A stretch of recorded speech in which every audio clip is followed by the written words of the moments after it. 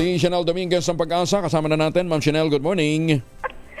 Magandang umaga din po sa inyo at magandang umaga din po sa mga taga-subaybay po natin. Para sa ating weather update, sa ngayon wala pa rin naman tayong minomonitor na anumang bagyo or low pressure area sa loob at labas ng ating Philippine Area of Responsibility. Pero meron tayong Intertropical Convergence Zone or ITCZ na nakakaapekto dito sa Mindanao at Palawan. Dulot nito ay naasahan natin yung mataas na matsansa ng mga pag-ulan dito sa Mindanao, Negros Oriental, Siquijor at Palawan. Naasahan din po natin yung mga pag-ulan dito sa Eastern Samar, Leyte at Southern Leyte. Dulot naman ito ng easterlies.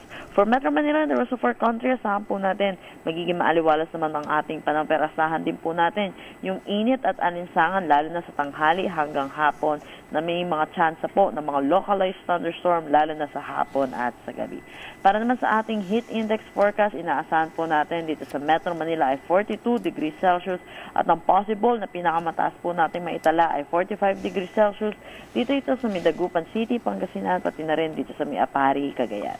Yan po muna latest dito sa Pag-asa Weather Forecasting Center. Chanel Dominguez po, magandang umaga. Chanel, hanggang kailan itong pag-ulan sa Mindanao?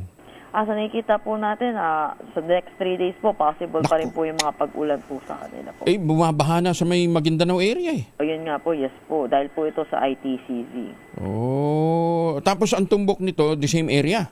Oh yes po, opo. Pero sa nakikita mo po natin, possible po, pahina naman din po siya at pawala. And matutumbok po is Palawan po naman po. Palawan naman. Pero Opo.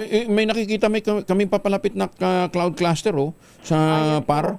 ITCZ po yan. ITCZ pa rin. Opo. Tapos, mga kailan yan papasok sa teritoryo natin?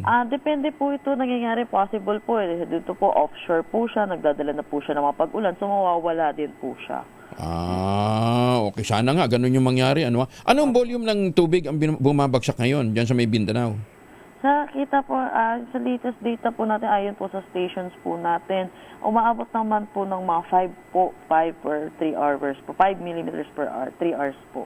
Taas pa rin yun. Tapos Opo. saturated na, ilang araw nang umuulan. Opo. Ay, susmesya. Sige, ingat. Ma'am Chanel, thank you ha. Po. Si Chanel Dominguez mula po sa Pag-asa.